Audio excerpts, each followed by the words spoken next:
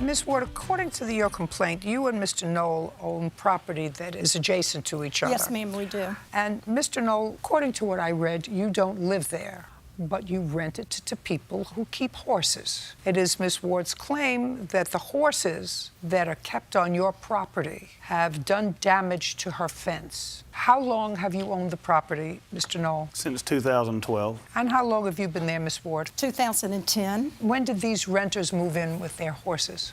October 1st, 2016. Prior to that, who was living there? They don't live there, Your Honor. They just use the land for their horses? Yes. Okay. Now, I would like you to tell me how these new tenants, who have been there since October of 2016 on his property, have damaged your fence. Okay, when I moved there in 2010, I fenced and cross-fenced my 3 acres. On the other 3 sides of my property, the fence is not damaged. On this particular property line, the fence has become so damaged that it's bubbled in sections. There's 2 to 3 feet of erosion taking place. So you're not suggesting that he did anything or his tenant did anything to purposefully damage that 1/4 of the fence that you put in on your property? No.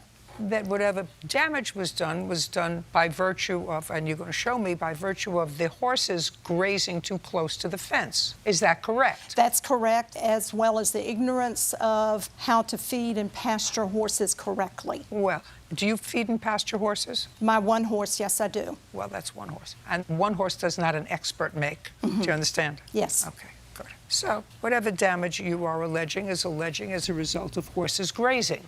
Okay. Now, do you have pictures of what the fence looked like in 2016 when these tenants moved in? No. So the only pictures you have are current pictures? Of current pictures that go back to 2017. Okay. Now, you bought the property in 2010. Yes. And you put up a fence. Do you have pictures of the fence when you put it up? No. So the only pictures that you have to show me are current pictures with the current tenant. And you have no information with regard to whose horses caused the damage to that property in photographs? No. Okay, now I'll take a look at the pictures.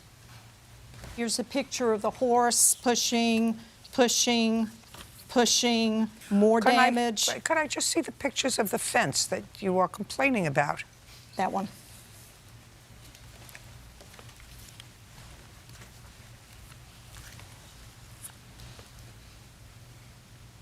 Okay, that's what horses do. What I'm asking you, sir, is I want you to take a look at this picture. And what the plaintiff is complaining about is that because the horses who are eating on your property are eating so close to the fence and pushing the fence, her dogs, which is why she fenced in the property, I assume, is able to get out from under the property. And it appears to me in this picture that that's as a result of there being no grass for them to eat except in her yard, which is what they're trying to get to. Is that what you're seeing? You can show me this too. I got some pictures too, and even that one, if you look at it, when you look at the pictures up close, as you can see in this picture, even the horse's nose is not under the fence. Doesn't matter. That fence, the first picture that I looked at, when you look at it closely, you can see claw marks where her dog has scurried underneath. And I got some really good pictures that indicate the fence is rolled towards my property. Actually, that's exactly what I see in this picture. What kind of dogs do you have? I have a Great Dane and... Okay, your Great Dane pushed this fence in towards his property. No. Well, I'm telling you, I'm looking at this picture, and I don't see how the horse pulled the fence onto his property. I'm telling you. Did you show her that picture, Bird?